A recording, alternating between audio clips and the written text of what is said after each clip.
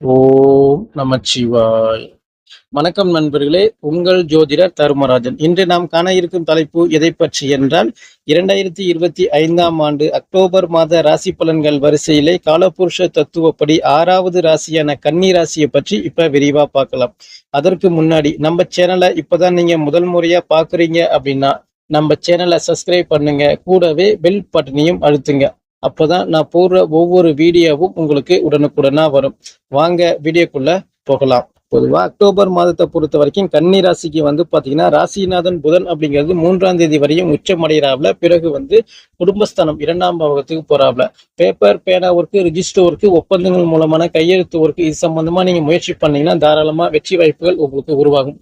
ஏன்னா உங்களுக்கு ராசிநாதன் புதனை பொறுத்த வரையும் குரு பார்க்கிறாப்ல 18ஆம் தேதி வரையும். அப்படி இருக்கும் பொழுது உங்க பேரு, புகழ், மதிப்பு, மரியாதை, அந்தஸ்து உருவாகக்கூடிய நிலை ஏற்படும். அதாவது இது வரைக்கும் இல்லாத அளவுக்கு ஒரு மகிழ்ச்சியான சூழல் இந்த மாதத்துல உங்களுக்கு இருக்கு அப்படின்னு கூட பொதுவா சொல்லலாம்.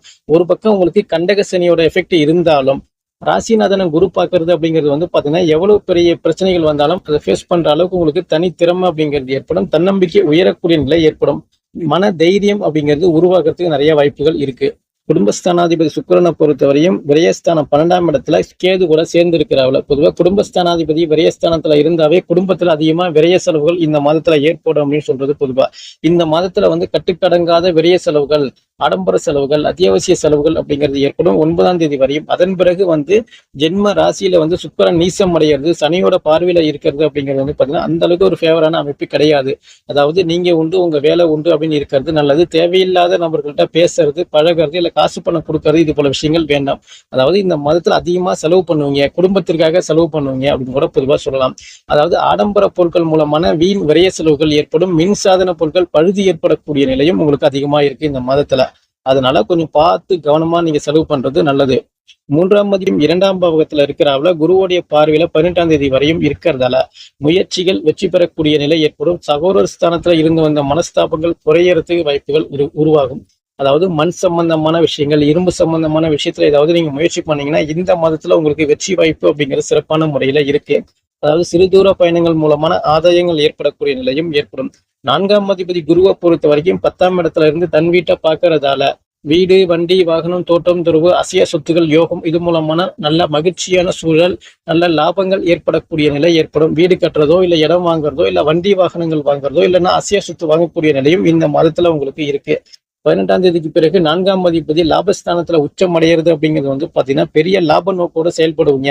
அதிர்ஷ்டங்கள் அப்படிங்கிறது இந்த மாதத்துல உங்களுக்கு ஏற்படக்கூடிய நிலை ஏற்படும். பொதுவாக கண்டகசனி பாத்தீங்கன்னா ஒரு சில விஷயத்துல தடங்கள் தாமதம் ஏற்பட்டு இருந்தாலும் சுகஸ்தானாதிபதி உச்சம் அப்படிங்கிறது பாத்தீங்கன்னா சுகபோக வாழ்க்கை உங்களுக்கு சிறப்பான முறையில இருக்கும். மகிழ்ச்சியான சூழல் அப்படிங்கிறது உங்களுக்கு அதிகமாவே இருக்கு. பொதுவா தாயாருக்கு இருந்து வந்த உடல் சார்ந்த பிரச்சனைகள் குறையும். தாயாருக்கு உங்களுக்கு ஒரு நெருக்கமான பாசம், நட்பு, போராட்டங்கள், இது போல விஷயங்கள் ஏற்படும். அதே போல மாணவர்களை பொறுத்த வரைக்கும் படிப்புல இருந்து வந்த தடங்கள் தாமதம் குறைந்து நல்ல மதிப்பெண்கள் பெறக்கூடிய நிலை உங்களுக்கு ஏற்படும். 2 சக்கர வாகனமோ இல்ல 4 சக்கர வாகனங்களோ வாங்கக்கூடிய யோகம் பல நபர்களுக்கு ஏற்படுறதுக்கு வாய்ப்புகள் இருக்கு.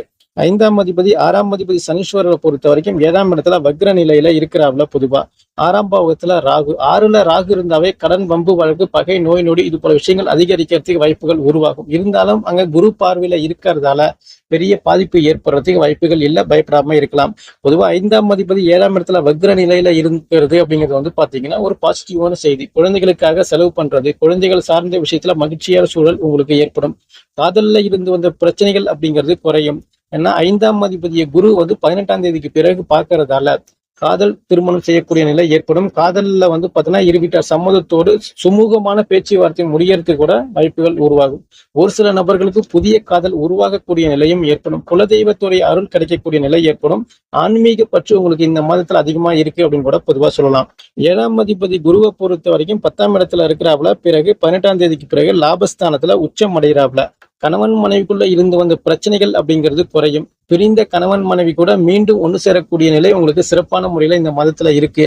அதாவது திருமணம் ஆகாத நபர்களுக்கு இந்த மாதத்துல திருமணம் சார்ந்த விஷயங்கள் சுமூகமான பேச்சுவார்த்தை முடியும் அப்படின்னு கூட பொதுவா சொல்லலாம். அதே போல இந்த குருவை பொறுத்த வரைக்கும் 5ஆம் இடத்தை பார்க்கறதால புத்திர பாக்கியம் இல்லாத நபர்களுக்கு புத்திர பாக்கியம் உருவாகக்கூடிய நிலையும் ஏற்படும்.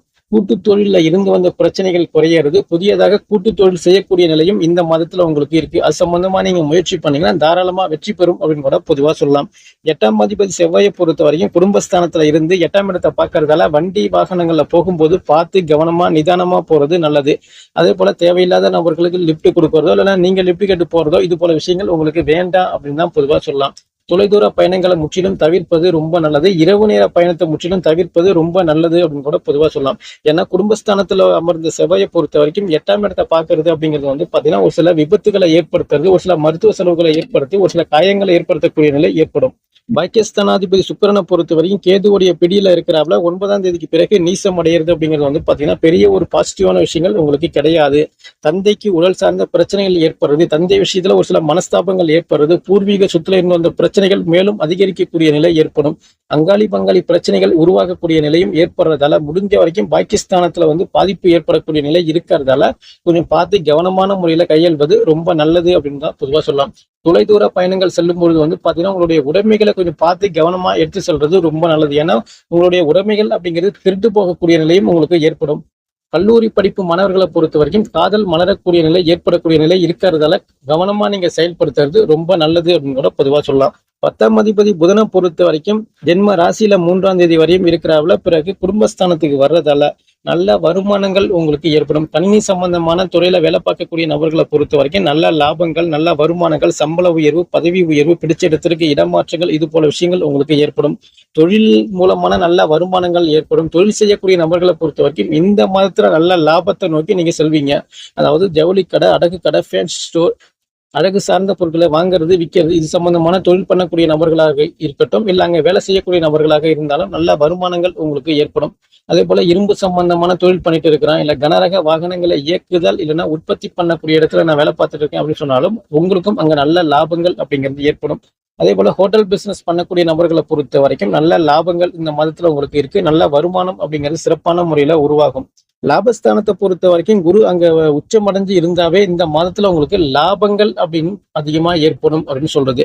விரயஸ்தானாதிபதி சூரியனை பொறுத்த வரைக்கும் பொதுவா ஜென்ம ராசியில 17ஆம் தேதி வரையும் இருக்கிறாப்ல, பிறகு குடும்பஸ்தானத்துல நீசம் அடைகிறாப்ல. சூரியனை வந்து பாத்தீங்கன்னா சனீஸ்வரர் பாக்குறாப்ல. பொதுவா அப்படி இருக்கும் பொழுது வந்து தேவையில்லாத தந்தை மகன் உறவு நிலையில பாதிப்பு ஏற்படக்கூடிய நிலை ஏற்படும். பார்த்து கவனமா இருங்க. அதே போல அளவுக்கு அதிகமான விரைய செலவு இந்த மாதத்துல ஏற்படும். அதனால முடிஞ்ச வரைக்கும் சிக்கனமா செலவு செய்யறது ரொம்ப நல்லது அப்படின்னு சொல்றது. பொதுவா சூரியனை வந்து சனீஸ்வர் பாக்குறாப்ல, சனீஸ்வரர் சூரியனை பாக்குறது அப்படிங்கிறது பித்ரு தோஷ அமைப்பை ஏற்படுத்தும், தந்தை மகன் உறவு நிலையில பாதிப்பை ஏற்படுத்தும் அப்படின்னு சொல்றது.